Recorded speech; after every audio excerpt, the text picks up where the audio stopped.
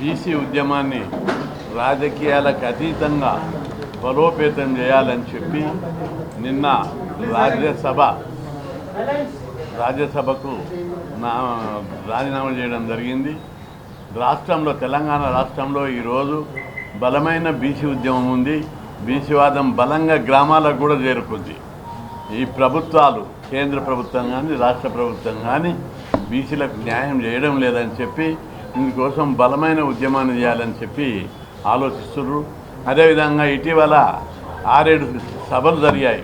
ముఖ్యమైన BC నాయకులతోటి, BC కుల సంఘాలతోటి, BC సంఘాలతోటి అనేక చోట్ల హైదరాబాద్లోని మేజర్ నాయకులందరినీ పిలిపించి సమావేశాలు జరిపాము.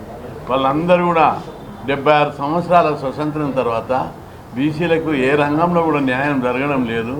అందుకే బలమైన బీసీ ఉద్యమాన్ని మన తెలంగాణ రాష్ట్రంలో నిర్మిస్తే తప్పనిసరిగా కేంద్ర ప్రభుత్వము, రాష్ట్ర ప్రభుత్వాలు అన్ని రంగాలలో విద్య, ఉద్యోగ, ఆర్థిక, రాజకీయ రంగాల లోపల మన వాటా మనకు లభిస్తుంది. స్థానిక సంస్థల్లో రిజర్వేషన్లు పెరుగుతాయి. అదేవిధంగా చట్టసభల్లో రిజర్వేషన్లు పెరుగుతాయి. అందుకే ఈ తరం తెలంగాణ ఉద్యమం అనేది అనేక ఉద్యమాలు వచ్చాయి రాష్ట్రంలో. ఆ ఉద్యమాలన్నీ తెలంగాణలో పుట్టినాయి. తెలంగాణతోటే ఆ విజయ సాధన జరిగింది. ప్రత్యేక తెలంగాణ గురించి కానీ, కమ్యూనిస్ట్ ఉద్యమాలు కానీ, నక్సలైట్ ఉద్యమాలు కానీ అన్ని ఉద్యమాలు తెలంగాణలో బలంగా జరిగాయి. దాంతో చాలా వరకు సామాజిక న్యాయం కోసం పోరాటాలు జరిగాయి. అవన్నీ ముగిసినాయి. ఇప్పుడు నెక్స్ట్ వచ్చేది బీసీ ఉద్యమం. అందుకే ఈ ఉద్యమాన్ని బలోపేతం చేయాలని చెప్పి అందరూ కూడా ముక్త కంఠంతో నినదిస్తున్న సంధికాలం ఇది. ఆ ఉద్దేశంతో రాజ్యసభ పదవి కాలం ఇంకా 4 ఏళ్ళు ఉంది. ఉన్నప్పటికీ కూడా ఆంధ్రప్రదేశ్ ముఖ్యమంత్రి జగన్మోహన్ రెడ్డి గారు ఎంతో అభిమానంతో సామాజిక న్యాయం జరగాలి ఈ కులాలకని నా పోరాటాన్ని, బీసీల హక్కుల కోసం పోరాడుతున్న వైనాన్ని గుర్తించి, కమిట్మెంట్ని గుర్తించి రాజ్యసభ ఇచ్చారు. 2 సంవత్సరాలను. అయితే ఈ ఉద్యమానికి రాజ్యసభ అనే ఆయుధం ఒక ఆయుధంగా వాడుకోవాలని చూసినా నేను రాజ్యసభలో ఎప్పుడు మాట్లాడినా బీసీల గురించే మాట్లాడినా, బీసీల హక్కుల గురించే మాట్లాడినా. నేను క్వశ్చన్ వేస్తే రావడం లేదు, 0 వాళ్ళు అలౌ చేయడం లేదు. ఈ ఉద్యమం ఇట్లా సరిపోదనిపించింది. అందుకే ప్రజా ఉద్యమాన్ని ఒక రాష్ట్రంలో ఎట్లయితే హర్యానాలో జాట్లు ఉద్యమం చేస్తే కేంద్ర ప్రభుత్వం దిగొచ్చింది వాళ్ళ కాలకాడి, రాజస్థాన్లో గుజ్జాలు ఉద్యమం చేస్తే కేంద్ర ప్రభుత్వం దిగొచ్చింది, రాష్ట్ర ప్రభుత్వం దిగొచ్చింది వాళ్ళ దగ్గరికి. అట్లాగే తెలంగాణలో కూడా బలమైన ఉద్యమం, బీసీ ఉద్యమం నిర్మిస్తే తప్పనిసరి కేంద్ర రాష్ట్ర ప్రభుత్వాలన్నీ దిగొస్తాయనే ఆశయంతో నా ముందు 2 ఆశయాలు ఉన్నాయి. ఒకటి, రాజ్యాధికారంలో వాటా. ఫస్ట్ డిమాండ్ చట్టసభలో 50% రిజర్వేషన్లు సాధించాలి అన్ని రంగాల లోపల. ఇప్పుడు చూడు, ఈ రాష్ట్రం లోపల 121 సీట్లు అసెంబ్లీలు ఉంటే కేవలం 21 సీట్లు మాత్రమే బీసీలకు ఇచ్చారు. ఏ రాజకీయ పార్టీ కూడా బీసీలకు న్యాయం చేయలేకపోయింది. అదేవిధంగా అన్ని రాష్ట్రాల్లో ఇదే పరిస్థితి. ఇంకా మన రాష్ట్రంలో ఇంత బీసీ ఉద్యమం ఉన్నది.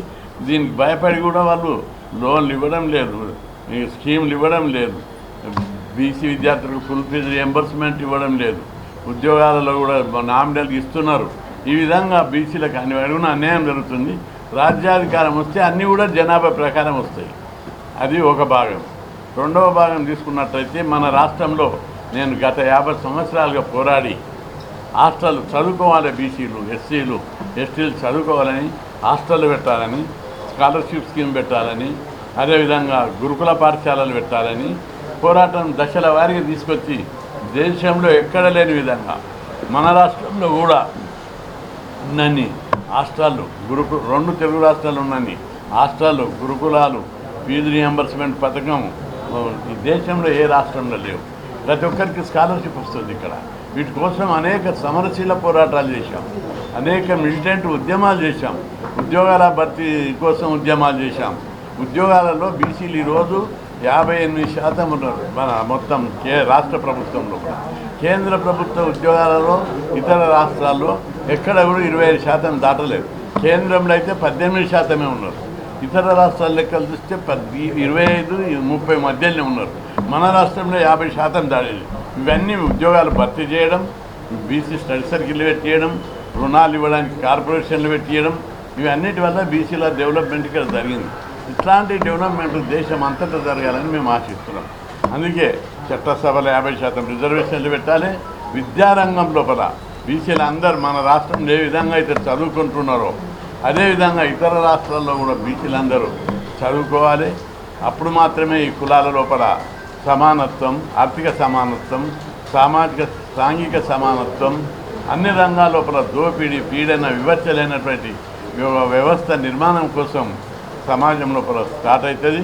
అందుకే బీసీ ఉద్యమాన్ని బలోపేతం చేయాలని చెప్పి నేను రాజీనామా చేశాను. బీసీలందరూ కూడా దీని మీద గత 2 నెలలుగా జరుగుతున్న మీటింగ్లలో, జిల్లాలలో, సిటీలో కుల సంఘాల నాయకులు అందరూ కూడా ఈ ఉద్యమాన్ని బలోపేతం చేయాలన్నారు. అయితే ఇక్కడ ఒక క్లారిఫికేషన్ కావాలి అందరికీ. ఎందుకు రాజీనామా చేసినావు అంటే పార్టీ రహితంగా ఉద్యమం జరపాలని. ఇప్పుడు ఉద్యమం ఎక్కువ బలంగా చేస్తే ఏదో ఒక పార్టీ వీళ్లకు ఎంకరేజ్ చేస్తుందనేటటువంటిది మచ్చ వస్తుంది. దాన్ని అరికట్టడానికి పార్టీలకు అతీతంగా ఉద్యమాలు చేపట్టాలని చెప్పి నిర్ణయం జరిగింది. కాబట్టి ప్రజలందరూ పెద్ద మనసుతోటి ఉద్యమాన్ని బలోపేతం చేయడానికి అందరూ సహకరించాలి. ఈ ఉద్యమం ద్వారా దేశవ్యాప్తంగా మన కులాల వారికి న్యాయం జరగాలి. చట్టసభలో రిజర్వేషన్లు రావాలి, ఎమ్మెల్యేలు కావాలి, ఎంపీలు కావాలి, సర్పంచులు కావాలి, ఎంపీటీసీలు, జెడ్పీటీసీలు కావాలి, అన్ని నామినేటెడ్ పోస్టులు వాటా రావాలి. ఈ విధంగా జరగడం లేదు కాబట్టి బలమైన ఉద్యమం జరగాలి. అందుకోసం వివిధ పద్ధతుల్లో ఉద్యమాన్ని తీసుకురావాలి. రెండవది, ఇక్కడ ఓ ఎక్స్ప్లెనేషన్ ఇవ్వవలసిన అవసరం ఉంది. మన రాష్ట్రంలో నేను ఉద్యమాలు చేపట్టక ముందు 1975 పూర్వం 500 హాస్టళ్ళు కూడా లేవు ఎస్సీ బీసీలకు. ఎప్పుడైతే నేను 75 నుంచి ఉద్యమాలు చేపట్టడం జరిగిందో అప్పటి నుంచి 100 హాస్టళ్ళు వచ్చాయి. అప్పుడు ఉద్యమాలు చేసి కూడా ప్రభుత్వం 5 హాస్టళ్ళు 10 హాస్టళ్ళు ఇచ్చేది. 1978లో 2000 మందిని యూనివర్సిటీ విద్యార్థులను, హాస్టల్ విద్యార్థులను తీసుకుపోయి అసెంబ్లీ మీద దాడి చేశాము. అసెంబ్లీ మీద దాడి చేసినప్పుడు రాళ్లతోటి పిల్లలందరూ ఆవేశమాగక అసెంబ్లీని తుక్కుగా వరగొట్టారు. నేను ఆపుతుంటే కూడా ఆగలేదు, వాళ్ళు పలగొట్టేశారు. అట్లా పలగొట్టిన తర్వాత చెన్నారెడ్డి అదే రోజు సాయంత్రం పిలిపించి, మీరు ఎందుకు చేసిన ఇట్లాంటి అల్లర్లు అని అడిగారు. మాకు హాస్టల్ కావాలి. మరి అడగొచ్చు కదా, నిన్ను 10 సార్లు అడిగినాం, 100 సార్లు ధర్నా చేసినాం, ప్రభుత్వం వినడం లేదు, అందుకే ఈ టైప్ ఆఫ్ ఉద్యమం చేయవలసి వచ్చిందంటే అదే రోజు చెన్నారెడ్డి 500 హాస్టల్ను ఎస్సీ ఎస్టీ బీసీలకు ఇచ్చారు. ఇట్లా అనేక మిలిటెంట్ పోరాటాలు. 1982 గురుకులాలు పెట్టాలని సోషల్ వెల్ఫేర్ డైరెక్టరేట్ను పెద్ద ఎత్తున దాడి చేసి ధర్నా చేసి ముట్టడించాం. ఈ విధంగా అనేక ఉద్యోగాలు భర్తీ చేయాలని పబ్లిక్ సర్వీస్ కమిషన్ను 92, 93, 94లో అనేక సార్లు ముట్టడి చేశాం. ఇట్లాంటి మిలిటెంట్ ఉద్యమాలు చేయడం ద్వారా అనేక రకాలుగా ముందుకు రావడం జరిగింది. ఇప్పుడు పీస్ఫుల్గా గాంధేయ మార్గం లోపల నేను విజ్ఞప్తి చేస్తున్నా, బీసీలందరికీ స్థానిక సంస్థల్లో రిజర్వేషన్లను పెంచాలి, జనాభా లెక్కలు తీసి, అదేవిధంగా చట్టసభలో రిజర్వేషన్ల కోసం బలమైన బీసీ ఉద్యమాన్ని నిర్మించాలి. ఒక తెలంగాణ లోపల బలమైన బీసీ ఉద్యమం ఉంటే దాని ప్రభావం ఇతర రాష్ట్రాలలో పడుతుంది, దాని ప్రభావం కేంద్ర ప్రభుత్వం మీద పడుతుంది. అందుకోసం ఇప్పుడు కాకపోతే ఎప్పుడు కాదు. అందుకే అనారోగ్యం క్యూర్ కోసం 1 ఇయర్ లోపల 1 ఇయర్గా ఇబ్బంది పడ్డా, ఇప్పుడు జర క్యూర్ అయింది. అదేవిధంగా ఈ ఇంత ఏజ్ ఉన్నప్పటికీ కూడా నేను తప్పనిసరి బీసీల కోసం ఎన్నో త్యాగాలు చేయవలసి వస్తుంది. గతంలో కూడా బీసీల కోసం అనేక త్యాగాలు చేశాం. అనేక పదవులు వచ్చిన, ఉద్యోగాలు వచ్చిన వదులుకొని బీసీల యొక్క చదువుకోవాలి, బీసీలు పదవులు అనుభవించాలి, బీసీలకు సమాజంలో గౌరవం పెరగాలని ఆత్మగౌరవ ఉద్యమాన్ని కూడా చేపట్టడం జరిగింది. కాబట్టి బీసీలందరూ కూడా బీసీ ఉద్యమాన్ని బలోపేతం చేయడానికి గ్రామ కమిటీలు వేయాలి, మండల కమిటీలు వేయాలి, అదేవిధంగా జిల్లా కమిటీలు వేయాలని చెప్పి విజ్ఞప్తి చేస్తాం.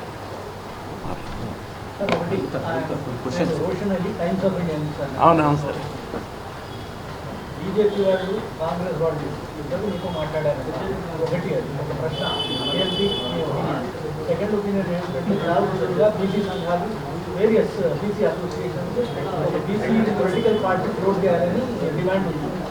అయితే మనం గతంలో చూస్తుంటే మనకు దేవేంద్ర గౌడ్ అయినా, మన కామని జ్ఞానేశ్వర్ అయినా, గౌతు లచ్చన్న అయినా, అక్కడ ముద్రగడ పద్మనాభం అయినా బీసీ పార్టీ పెట్టిన తర్వాత పెద్ద సక్సెస్ఫుల్ కాలేదు. అంటే మీరు ఎలా ముందుకు వెళ్ళాలనుకుంటారు? క్లారిఫికేషన్ మీకు అన్ని ఇప్పుడు నేను రాజీనామా చేసిన నుంచి అన్ని పార్టీలు వచ్చిపోతున్నాయి. ప్రతి పార్టీ వచ్చి వద్దులే ఆబ్దిరి కాదు, అన్ని పార్టీలు వస్తున్నాయి. వచ్చి మాకు మీరు మద్దతు ఇవ్వాలి, మా పార్టీలోకి రండి, మీకు ఉన్నతమైన స్థానం కల్పిస్తామని అడుగుతున్నారు. అయితే నేను సింపుల్గా బీసీ ఉద్యమాన్ని బలోపేతం చేయాలి. నా ముందున్న టార్గెట్ చట్టసభల్లో అసెంబ్లీ పార్లమెంట్ ఎన్నికల్లో బీసీలకు 50% రిజర్వేషన్లు సాధించడము నా జీవిత ధ్యేయం. అది సాధించడానికి ఎంతకైనా తెగించి పోరాడతా, ఏమైనా చేస్తా అని చెప్పడం జరిగింది. తర్వాత మేము మాట్లాడతామని వెళ్ళిపోయారు. రెండవది, గతం లోపల గౌతు లచ్చన్న గారు, గౌరవనీయుడు కొండాలక్ష్మణ్ బాపూజీ గారు, కాసాని జ్ఞానేశ్వర్ గారు, నారవని వెంకటయ్య గారు, గాండ రామకృష్ణయ్య గారు, అనేక మంది పెద్దలు కమిట్మెంట్, దేవేందర్ గౌడ్ గారు, వాళ్ళ కమిట్మెంట్ బీసీల మీద ఉన్న ప్రేమతోటి బీసీలకు అన్యాయం జరుగుతుందని వాళ్ళ లోపల ఉన్న తపనతోటి పార్టీలు పెట్టారు. కానీ అది సక్సెస్ కాకపోవడానికి వేరియస్ రీజన్ ఉంది. అప్పుడు ఇంత చైతన్యం లేదు, ఇప్పుడు చాలా చైతన్యం వచ్చింది. ఎప్పుడు పంటలు ఎప్పుడు పెట్టాలి? మృగశిర కార్తెలో వర్షాలు పడ్డప్పుడు పంట పెట్టాలి. పెడితే మొలకెత్తుతాయి, పంటలు అవుతాయి. నువ్వు మే నెలలో పంటలు పెడితే పంటలు వండాయి. ఇప్పుడు పంటలు వండలేదు. దానికి చాలా అనువైన సమయం ఇది. అందుకే బీసీలందరూ ఎక్కడ మీటింగ్ పెట్టినా, అన్న నువ్వు హాస్టళ్ళ గురించి, స్కాలర్షిప్ల గురించి, ఫీజు రియంబర్స్మెంట్ గురించి, ఉద్యోగాల గురించి కాదు పోరాడేది, రాజ్యాధికారం కోసం పోరాటం చేయమని పబ్లిక్ నుంచి వస్తుంది ఆ సౌండ్. ఇప్పుడు ప్రతి గ్రామంలో డబ్బు కొనుగోలు శక్తి పెరిగింది, డబ్బు ఆర్థిక శక్తి పొందుకున్నాయి, భూముల ధరలు పెరిగినాయి. ప్రతి గ్రామంలో పేదరికం. 50 ఏళ్ళ కింద నేను చదివేటప్పుడు హాస్టల్ సీట్ దొరికితే చదవని పరిస్థితి, స్కాలర్షిప్ వస్తే తప్ప చదవనటువంటి పరిస్థితి. అటువంటి పరిస్థితి నుంచి ఈరోజు స్కాలర్షిప్ రాకున్నా, హాస్టల్ సీట్ లేకున్నా, గురుకులాలు లేకున్నా 50% కంటే ఎక్కువ మంది చదువుకునే ఆర్థిక స్తోమత పెరిగింది. కాబట్టి ఇప్పుడు ఆర్థిక స్తోమత పెరిగింది. అధికారం కోసం బీసీలలో కొంత ఆర్థిక, ఇప్పటికీ పేదవాళ్ళు అన్ని కులాలలో ఉన్నారు. బ్రాహ్మణులలో ఉన్నారు, వైశ్యులలో ఉన్నారు, అన్ని వెల్మలలో ఉన్నారు, రెడ్డిలలో కూడా ఉన్నారు. చాలామంది పేదవాళ్ళు ఉన్నారు. తినడానికి తిండి లేని రెడ్డిలు ఉన్నారు ఊళ్ళల్లో. కానీ ఇక్కడ అది కాదు, సాంఘిక సమానత్వం, ఈ కులాలకు గౌరవం పెరగాలని ఆలోచిస్తున్నారు. ఈ కులాలలో పేదవారు ఎవరైనా ఉంటే వాళ్ళకి గౌరవిస్తలేరు. రజకులు, నాయ బ్రాహ్మణులు, గొల్ల కుర్మలు, ఒడ్డెరలు, వీళ్ళకి ఇప్పటికి కులం పేరు మీద తక్కువ చూస్తున్నారు. ఈ గౌరవం పెరగాలంటే రాజ్యాధికారంలో వాటా వచ్చిన రోజే ఈ కులాల గౌరవం పెరుగుతుంది. పేద కులాల గౌరవము, సాంఘిక సమానత్వం. మన దేశంలో ఆర్థిక సమానత్వమే కాదు, సాంఘిక అసమానత్వాలు ఉన్నాయి, సోషల్ ఇన్ఈక్వాలిటీస్ ఉన్నాయి. ఈ సోషల్ ఇన్ఈక్వాలిటీసు కేవలం పవర్ ద్వారా మాత్రమే పోతుంది. అందుకే పవర్ కోసం బీసీలందరూ పోరాటం చేయడానికి సిద్ధపడుతున్నారు. ఈ విషయం లోపల బీసీలందరూ ఒక తరం మనం గట్టి పోరాటం చేస్తే ప్రభుత్వాలు దిగొస్తాయని చెప్పి నేను భావిస్తున్నా.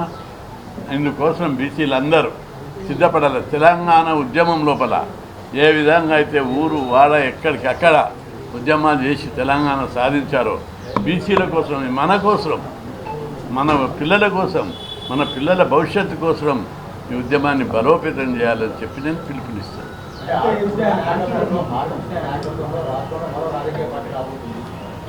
అంటే ఆ ఒత్తిడి ఉన్నది, రాజకీయ పార్టీ పెట్టాలి. ఇప్పుడున్న పార్టీలు సరైన విధంగా న్యాయం చేయడం లేదని ఎక్కడ మీటింగ్ జరిగినా ఆ ఒత్తిడి ఉన్నది. దాని మీద ఇంకా తుది నిర్ణయం తీసుకోవాలి.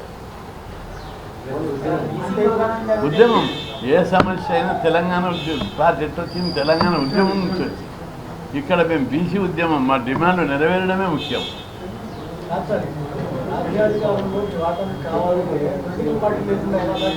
అంటే చట్టసభల రిజర్వేషన్ల మీద అందరినీ ఏకం చేస్తున్నాం. తర్వాత వచ్చే పరిణామాలను బట్టి నిర్ణయం తీసుకుంటాం. ఏదో పార్టీకి ఎక్స్టెండ్ చేయడం కాదు, చట్టసభల రిజర్వేషన్లు సాధించడమే లక్ష్యం. రెండవది, గతంలో నాకు అనేక అవకాశాలు వచ్చినాయి, ఉపయోగించుకోలేదు. ఎయిటీన్లో నేను యూనివర్సిటీ లా కాలేజ్ ప్రెసిడెంట్ ఉన్నాను. అప్పట్లోనే చాలా టీఎన్జయ్య, విజయభాస్కర్ రెడ్డి గారు, వాళ్ళందరూ పెద్దలు, ఎన్టీ రామారావు గారు, అనేక మంది, చెన్నారెడ్డి గారు, అనేక మంది రాజకీయ అవకాశాలు కల్పించడానికి ట్రై చేశారు. నేను ఉపయోగించుకోలేదు. ఇవన్నీ బీసీలు చదువుకోవాలి, ఎస్సీలు దళితులు చదువుకోవాలి అనే ఆ టార్గెట్ మీదనే పోరాటం చేసి దేశంలో ఎక్కడ లేని విధంగా బీసీలు ముఖ్యమంత్రి ఉన్న రాష్ట్రాల్లో కూడా బీసీలు ముఖ్యమంత్రి ఉన్న రాష్ట్రాల్లో కూడా లేని విధంగా మన రాష్ట్రంలో ఈ స్కీమ్లను పెట్టియడం జరిగింది. ఇంకా ఈ స్కీమ్లను దేశవ్యాప్తంగా పెట్టాలి, బీసీలందరూ చదువుకోవాలి. ఇప్పుడు మనకున్న స్కీములు ఇక్కడ వేరే రాష్ట్రాల్లో లేవు. ఇక్కడ 6,000 హాస్టల్ ఉన్నాయి, 2 తెలుగు రాష్ట్రాలు, 1500 గురుకులాలు ఉన్నాయి. ఇవి వేరే రాష్ట్రాల్లో లేవు. అట్లాగే మన దగ్గర ఉన్న ఉద్యోగుల శాతం ఇతర రాష్ట్రాలలో లేరు. ఈ విధంగా విద్య, ఉద్యోగ, ఆర్థిక, రాజకీయ రంగాల లోపల సమాన వాటా మేమెంతో మాకంత, మా జనాభా ఎంత ఉందో మాకంత వాట ఇవ్వాలనేదే ఈ పోరాట యొక్క లక్ష్యం. అంతటా జిల్లాల వారికి మీటింగ్లు పెడతాం.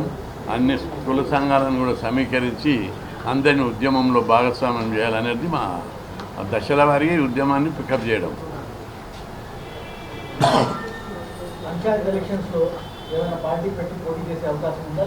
దాని మీద ఇంకా కొంత ఆలోచన చేయాలి. పెద్దలతోటి అందరితోటి ఆలోచన చేసి తుది నిర్ణయం తీసుకుంటాం.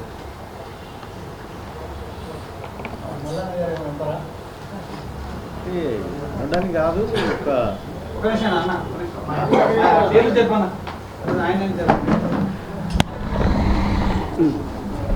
ఆర్ కృష్ణన్న చేసిందని తెలిసిన తర్వాత ఆర్ కృష్ణన్నతో మాట్లాడాలి. ఆయన తీసుకునేటువంటి నిర్ణయం ఏదైనా బలమైన నిర్ణయం ఉంటుందేమో, అది మెజారిటీ బీసీ ప్రజలకు ఆమోదయోగ్యమైనటువంటి అవసరమైనటువంటి నిర్ణయం ఉంటుందేమో అని అనుకున్నాను. అదేవిధంగా ఇవాళ కాంగ్రెస్ పార్టీ కూడా ఆర్ కృష్ణయ్య గారిని, ఆయన చేసినటువంటి పోరాటాన్ని ఈ అన్నిటిని దృష్టిలో పెట్టుకొని ఇవాళ బీసీలకు కామారెడ్డి డిక్లరేషన్ అమలు చేస్తూ, రిజర్వేషన్ పెంచుతూ, అలాగే చట్టసభల్లో కూడా అవకాశాలు మెరుగుపరచాలనేటువంటి అంశంతో కాంగ్రెస్ పార్టీ మేనిఫెస్టోలో పెట్టింది. బహుశా ఆర్ కృష్ణన్న అడుగులు కూడా అటువైపే దగ్గరగా ఉంటాయని మేము అనుకుంటా ఉన్నాం. ఏదేమైనప్పటికీ అల్టిమేట్గా మా అందరి ప్రయోజనం బీసీల ప్రయోజనమే కాబట్టి బీసీలకు సంబంధించినటువంటి ఏ అంశంలోనైనా మేమంతా ఉమ్మడిగా కలిసి ఆ ప్రయత్నాలు చేస్తాం. నేను అనుకుంటున్నటువంటి అంచనా ప్రకారం ఆర్ కృష్ణన్న దశాబ్దాల పాటు ఈ బీసీ ఉద్యమాన్ని ముందుకు తీసుకొచ్చిండు. మేము అతి త్వరలోనే బీసీలకు మంచి చేయబోతా ఉన్నాం. బీసీలకు మంచి జరిగేటువంటి రోజులు అతి త్వరలోనే ఉన్నాయి. కాబట్టి మేము మరింత ఒత్తిడి పెంచాల్సినటువంటి అవసరం ఉంటుంది, మా ప్రజలందరినీ చైతన్యం చేయాల్సినటువంటి అవసరం ఉంటుంది అనేటువంటి ఆలోచనతో అన్న ముందుకు పోతా ఉన్నాడు. సో అన్న ఎక్కడ పోయినా కూడా అల్టిమేట్గా బీసీల ప్రయోజనం అనేది ఆయన లక్ష్యంగా ఉంటుంది అనేది మా అందరికీ తెలిసినటువంటి అంశం. మేము కూడా చెప్తా ఉన్నాం ఆర్ కృష్ణన్నని. ఇప్పుడు అటు 2-3 పార్టీలు వాళ్ళ నిర్ణయం తెలపాల్సింది, బీసీల రిజర్వేషన్ల విషయంలో కానీ, ఆ తర్వాత ఆ స్లాబ్ ఏదైతే ఎత్తివేయానో ఆ విషయంలో కానీ తెలపాల్సినటువంటి అవసరం ఉంది. ఆ పార్టీల నుంచి కూడా క్లారిటీ ఇవ్వాలి, కృష్ణన్నకి ఇవ్వాలి. ఎందుకంటే కాంగ్రెస్ పార్టీగా 42% రిజర్వేషన్ ప్లస్ కులగణన చేస్తామనేటువంటి మాట కాంగ్రెస్ పార్టీ ఇచ్చింది. దానికి నేను కూడా కృష్ణన్నకు హామీ ఇచ్చినాను గతంలో, అన్న నాది బాధ్యత అని చెప్పినాను కాంగ్రెస్ పార్టీ నుంచి. మిగతా పార్టీలు కూడా హామీ వాళ్ళు ఏం చెప్పదలుచుకున్నారు బీసీ డిక్లరేషన్ విషయంలో, బీసీ కులగణన విషయంలో బీఆర్ఎస్ స్టాండ్ అయింది, భారతీయ జనతా పార్టీ స్టాండ్ అయింది అనేది కూడా చెప్తారని అనుకుంటా ఉన్నాం. చెప్పకపోతే మాత్రం ప్రజలకు మాత్రం క్లియర్ కట్గా ఎవరు ఏ పక్షం అనేది అర్థమయ్యేటువంటి అవకాశం ఉంటుంది. ఖచ్చితంగా ఆ రకమైనటువంటి ఒత్తిడి మేమందరం కూడా ఆర్ కృష్ణన్న కానీ మేము కానీ అందరం కూడా ఆ పార్టీల పైన మేము చెప్తా ఉన్నాం. మీ ఒపీనియన్ కూడా తెలియజేయండి. ఎందుకంటే ఉన్నతమైనటువంటి పదవులను వదులుకొని వాళ్ళ బీసీల కోసం మాట్లాడుతూ ఉన్నాడు ఆర్ కృష్ణన్న. కాబట్టి ఖచ్చితంగా ఇవాళ మిగతా పార్టీలు కూడా ఆ ఒపీనియన్ తెలియజేస్తే ఈ ఉద్యమాన్ని మరింత ముందుకు తీసుకుపోతాం. అయితే కృష్ణ గారు, మీరు ప్రస్తుతానికి ఏ రాజకీయ పార్టీ జాయిన్ చేయాలి? బీజేపీ అయినా కాంగ్రెస్ అయినా అంటే బీసీ ఉద్యమం కోసమే. బీసీ ఉద్యమాన్ని బలోపేతం చేయాలి, బీసీలలో చైతన్యం ఇంకా పెంచాలి, బీసీలలో చైతన్యం ఇంకా రావాలి, గుర్తించాలి బీసీలు. మేము చూడు అన్న 50 ఏళ్ళ నుంచి పోరాడుతున్నాడు, ఇప్పుడు కూడా పోరాడడానికే వస్తున్నాడు. మనం ఎందుకు రావద్దనే రియలైజేషన్ ప్రతి బీసీకి కావాలి.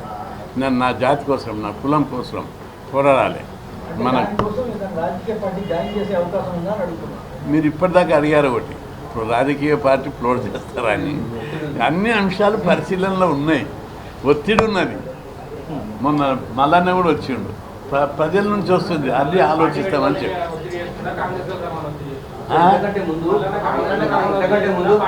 కాంగ్రెస్ లో రమ్మనే చెప్తా, ఎందుకంటే అది నెరవేర్చుకోవడానికి మేము మద్దతు ఉండాలన్నా మీ ఆశీర్వాదం కావాలి కాంగ్రెస్ పార్టీకి అని చెప్తా. అదే విషయం చెప్పడానికి వచ్చిన ఆయన బీసీ వాదిగానే చూస్తాం. ఆర్ కృష్ణ పార్టీకి పరిమితమైనటువంటి వ్యక్తిగా చూడము. కాకపోతే ఏంటంటే కాంగ్రెస్ పార్టీ బీసీలకు మంచి చేయబోతా ఉందన్న ఈ అంశంలో మీరు కూడా ఉండాలని చెప్తామన్న. అదే చెప్తాం, ఇంకెవరు వచ్చినా కూడా అదే చెప్తాం కాంగ్రెస్ పార్టీకి వచ్చాం. సో అల్టిమేట్గా బీసీల ప్రయోజనం మాకు ముఖ్యం. అంటే బీసీల విషయంలో రాజీపడం, మల్లన్న కానీ నేను కానీ రాజీపడం ఎజెండా. ఇదంతా ఒక్క తల్లి పిల్లలు బలగం సినిమాలో కాకి ముట్టే టైం మాది. మల్లేష్ యాదవ్ ముట్టదు కదా, అందరూ వచ్చేదాకా అందరు కలిసి ఇప్పుడు అదే పనులు ఉన్నారు. అన్న మల్లేష్ యాదవ్ తెలంగాణ రాష్ట్ర బీసీ జాయింట్ చైర్మన్. ఈరోజు ఇక్కడ ఏర్పాటు చేసినటువంటి విలేకరుల సమావేశం వచ్చినటువంటి మీడియా మిత్రులకి, గవర్నమెంట్ పెద్దలు, జాతీయ బీసీ సంక్షేమ అధ్యక్షులు అన్న ఆర్ కృష్ణ గారికి, మన తెలంగాణ ఫైర్ బ్రాండ్ అన్న ఎమ్మెల్సీ తిరుమల మల్లన్న గారికి, మన బీసీ సంఘ నాయకులకి అందరికీ పేరు పేరు ధన్యవాదాలు తెలియజేస్తా ఉన్నాను.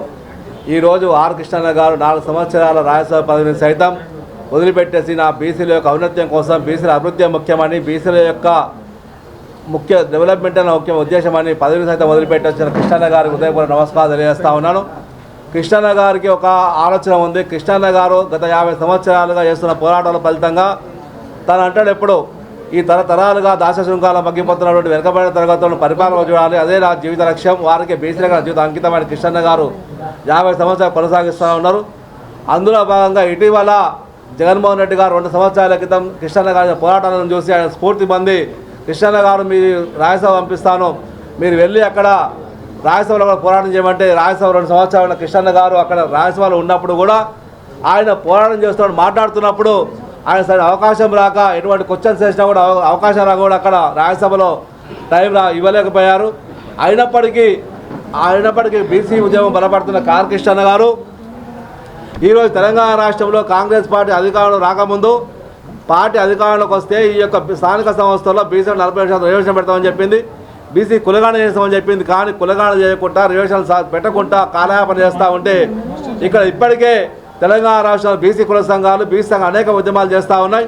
ఆ ఉద్యమాల తరుణం లోపల ఈ యొక్క రాష్ట్ర ప్రభుత్వం స్పందిస్తలేదు. నా రాజ్యసభ పదవి కన్నా బీసీల అభివృద్ధి ముఖ్యమని చెప్పేసి ఈరోజు పదవి రాజీనామా చేసి కృష్ణ గారు ముందుకు వచ్చారు. కృష్ణ గారి నాయకత్వం లోపల స్థానిక సంస్థ రిజర్వేషన్ సాధించడం కోసం, అదే పార్లమెంట్లో బీసీ బిల్లు పెట్టడం కోసం, బీసీ అభివృద్ధి కోసం 50 సంవత్సరాలు చేసిన ఉద్యమం ఒకటైతే ఇప్పుడు రాజకీయ ఉద్యమం చేస్తూ ఉన్నాం. అందుకు అవసరమైన కూడా కృష్ణ గారిని ఈ బీసీ కుల సంఘాన్ని ఏకం చేసి మన అందరం కలిసి అవసరం అనుకుంటే ఏ పార్టీకి వెళ్ళకుండా ఒక నూతన పార్టీని పెట్టాలని నేను నా తరపున కృష్ణ గారిని విజ్ఞప్తి చేస్తూ ఉన్నాను. అందుకోసం తెలంగాణ రాష్ట్రంలో బలమైన ఉద్యమం వస్తుంది. తెలంగాణ రాష్ట్రం ఏర్పడిన ఎట్లయితే ఉద్యమం ఏర్పడిందో, ఇక్కడ బీసీల యొక్క రాజ్యాధికారం కోసం బీసీ జాయింట్ యాక్షన్ కమిటీ ఏర్పాటు చేస్తాం. బీసీలో ఉన్న అన్ని కులాలను ఏకం చేసి ముందుగా రాష్ట్ర కమిటీ ఏర్పాటు చేసి రాష్ట్రం ద్వారా జిల్లాకు, మండలానికి, గ్రామ స్థాయి వరకు వెళ్ళి ఏ గ్రామానికి వెళ్ళినా ఆడ గొల్ల ఉన్నాడు, కుర్మ ఉన్నాడు, మున్నూరు కాపు ఉన్నాడు, చాకలు ఉన్నాడు, మంగళం ఎక్కడ ఉన్నా బీసీ చాకల పేరుతో గ్రామాల బీసీ చాకలు ఏర్పాటు చేసి తెలంగాణ రాష్ట్రంలో బలమైన బీసీ ఉద్యమం తీసుకెళ్తాం. ఆ తర్వాత స్థానిక సంస్థ రిజర్వేషన్లు సాధించుకున్న తర్వాత మా బీసీలను ఏకం చేసి, ఆ తర్వాత మన కృష్ణ గారిని, తిరుమల మల్లన్న గారిని, ఇంకా మేధావులను ఏకం చేసి ఎవరో పార్టీ కాదు, అవసరం కూడా మేమే పార్టీ పెట్టే స్థాయికి తీసుకెళ్తాం. ఆ విధంగా ముందుకు ఉద్యమాన్ని ముందు నడిపిస్తాం. ఆ విధంగా కృష్ణ గారు ముందుకెళ్తారని భావిస్తూ ఉన్నాం. అందుకోసం కృష్ణ గారు పదవి రాజీనామా చేసేందుకు ఈ పదవిని రాజ్యసభ పదవి ఉన్నప్పటికీ ఆ పదవి నాకు అంత ముఖ్యం కాదు, ఇంపార్టెంట్ కాదు, నాకు బీసీలో ముఖ్యం వచ్చేందుకు కృష్ణ గారిని నిజంగా కూడా ఉదయపూర్వక నమస్కారాలు తెలియజేస్తా ఉన్నాను, ధన్యవాదాలు తెలియజేస్తా ఉన్నాను. ఈ ఉద్యమం రేపటి నుంచి తెలంగాణ రాష్ట్రంలో మొట్టమొదటిసారి ఉన్న ఒక 40-50 బీసీ కుల సంఘాలను ముందు పిలిపించి వెంటనే బీసీ జాయింట్ యాక్షన్ కమిటీ ఏర్పాటు చేసి ఆ కార్యాచరణ ఏర్పాటు చేసి గ్రామ స్థాయికి తీసుకెళ్లాలని, అందుకోసం కృష్ణన్న గారు ఇప్పటి నుంచి చర్యలు చేపట్టాలని కృష్ణన్న గారిని విజ్ఞప్తి చేస్తూ ఉన్నాను. ఈ కాంగ్రెస్ పార్టీ లేకపోతే ఇంకో పార్టీ ఇప్పటిదాకా మన ఉన్న పార్టీలన్నీ కూడా బీసీలకు సహాయం న్యాయం జరగలేదు.